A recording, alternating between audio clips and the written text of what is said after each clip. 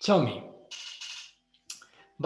Aquest tipus de meditacions generatives no són meditacions clàssiques a l'ús, diguem, de centrar l'atenció en un objecte del moment present de manera sostinguda i quan la ment se'n va, doncs, que torni.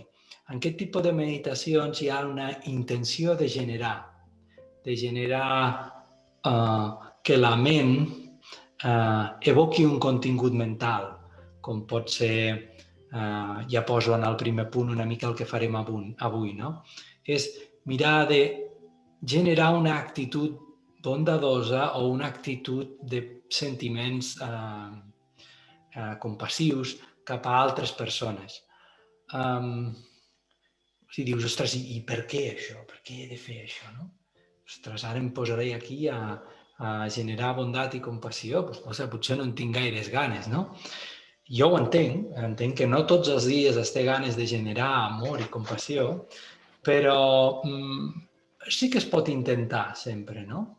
I uns dies anirà millor i uns dies no anirà tan bé, i si un tampoc no és al seu dia, doncs que es deixi fluir una mica i que observi una mica cap a quins camins el porta la ment, no?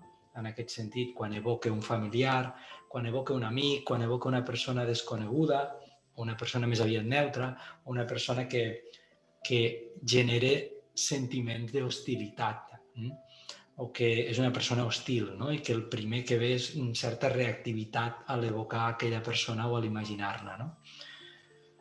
La intenció d'aquest conjunt de pràctiques és adonar-se'n de quina és la relació que tinc jo amb aquesta altra persona o aquest conjunt de persones amb la intenció de refrescar-la. És a dir, cada vegada que jo evoco aquesta relació em permet doncs modelar-la, no?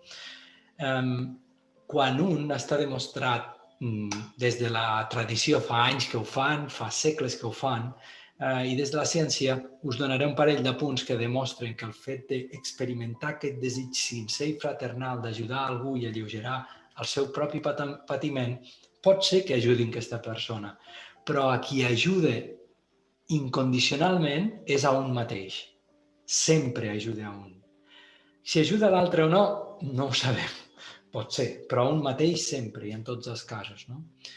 I respecte als altres, doncs això que us poso, no? Promou una perspectiva altruista de les coses i fomenta aquest procés de regulació del que seria l'empatia. Hi ha un parell de zones del cervell que tenen a veure amb això. No hi entraré molt, però hi ha bastanta bibliografia escrita sobre això. Aquí al mig, com si fos una diadema, així, tenim la cortesa somatosensorial. La cortesa somatosensorial és una de les parts del cervell on hi ha més densitat neuronal. Fa com un munt de pliegues, no? És com si tinguéssim, em sembla que són 6 targetes de crèdit plegades així, és la dimensió de 6 targetes de crèdit amb un munt de connectivitat neuronal, doncs que el que fa és generar, treballar la connexió amb el cos, a nivell somàtic, no?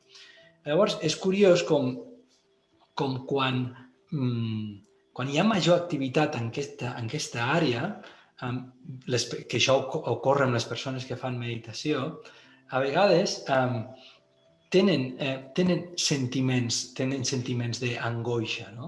Tenen sentiments poden sentir més el que sent l'altre. Sí? Això té a veure també amb les neurones mirall, no? Llavors, clar, dius, ostres, això és bo o dolent? Ostres, jo no voldria, no? Ostres, això...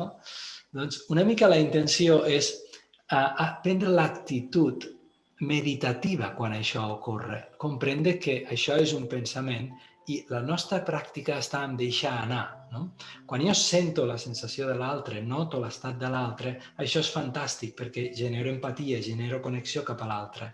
La història està en que quan ho senti, no em senti abrumat per aquestes sensacions, sinó que sigui capaç de deixar-ho anar, de reconèixer que això és així i és només una sensació. Això amb professions com, no sé, posem psicòlegs o professions com infermeria, està a l'ordre del dia, no? Persones que d'alguna manera tenen connexió directa amb l'emoció de l'altre, no? Així que una mica aquesta pràctica ens ajuda molt a fer funcionar aquestes neurones mirall i aprofitar-ne el seu ús de la millor manera possible, connectant i no quedar-nos enganxats en aquesta connexió. Aquí us enllaço amb el que us vaig dir l'altre dia. Us en recordeu d'aquest senyor, el Mathieu Ricard, que us en vaig parlar?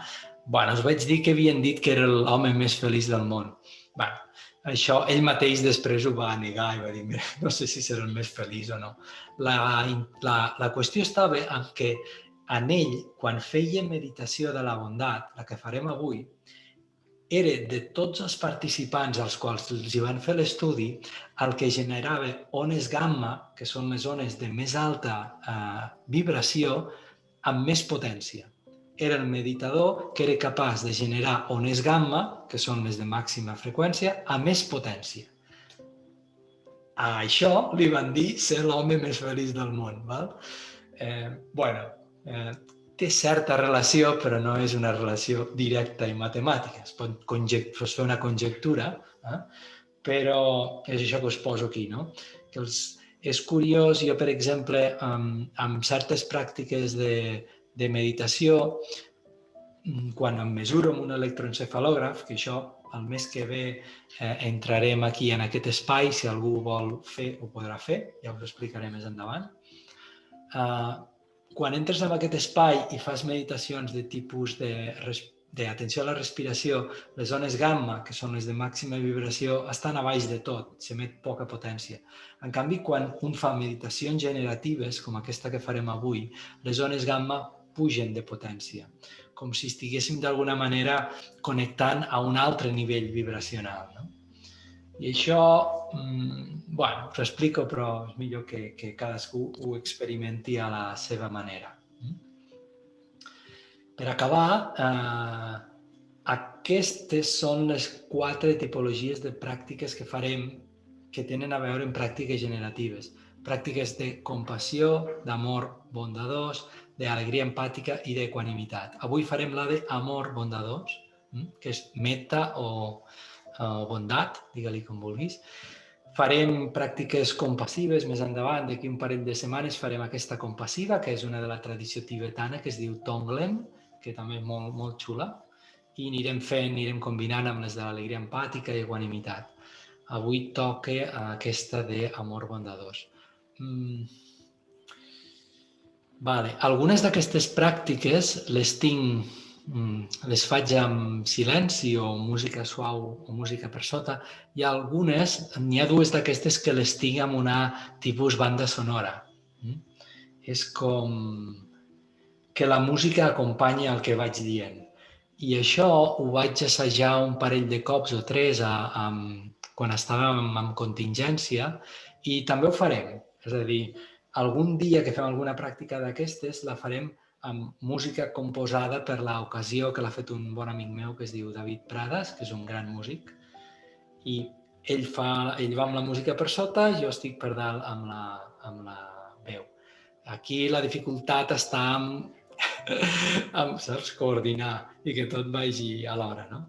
No és el mateix tenir un fondo que haver d'anar al tempo. I anar al tempo em veureu així, el dia que ho faci, em veureu així amb un paperet aquí, que diu minuto 1, minuto 2, jo hauré d'estar una mica atent al guió. Però això ja ho veurem